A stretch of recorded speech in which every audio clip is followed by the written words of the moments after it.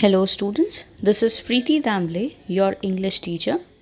Students, today we are going to study a new chapter called A Visit to Cambridge, written by Firdos Kanga from Heaven on Wheels. Now this is the story of a meeting between two disabled people. Both were extraordinary in their fields. Stephen Hawking is a great scientist, though he suffers from paralysis. He is confined to a wheelchair and he can speak only with the help of a computer. Firdos Kanga, the writer and journalist from Mumbai, was born with very weak and easily breakable bones. He too moves around in a wheelchair. He meets Hawking in England. The two had discussed how the so called normal people should look at the disabled. Now, the writer Firdos Kanga was on a walking tour through Cambridge to UK. His guide told him about Stephen Hawking, who was occupying Newton's chair at the university. But Hawking was a disabled fellow. He wrote A Brief History of Time, one of the best sellers.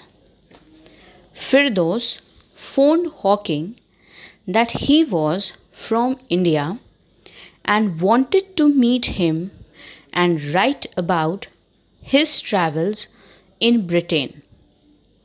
Hawking agreed to see him for half an hour. The thought of meeting somebody like him in a wheelchair gave Firdos courage. Both of them were disabled. Their bodies were disintegrating. Hawking had a little switch in his hand. He was able to move his finger to find the words on his computer.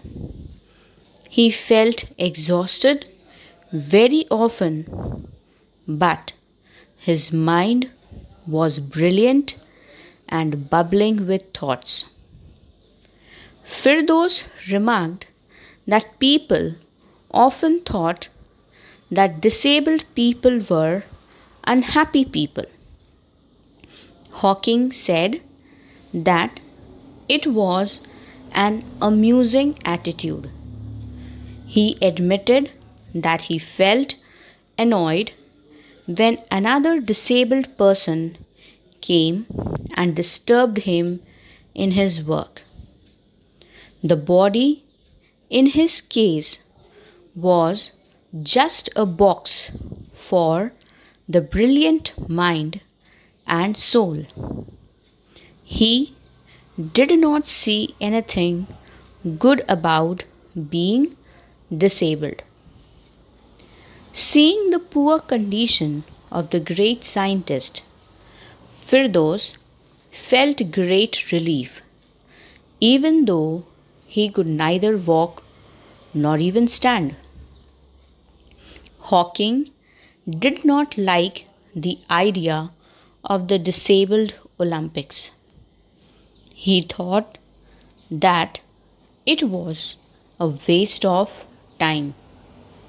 His advice to the disabled people was that they should concentrate on what they are good at. Hawking made Firdos spend 1 hour instead of half an hour with him, had tea, and saw his garden. He went about in his motorized wheelchair.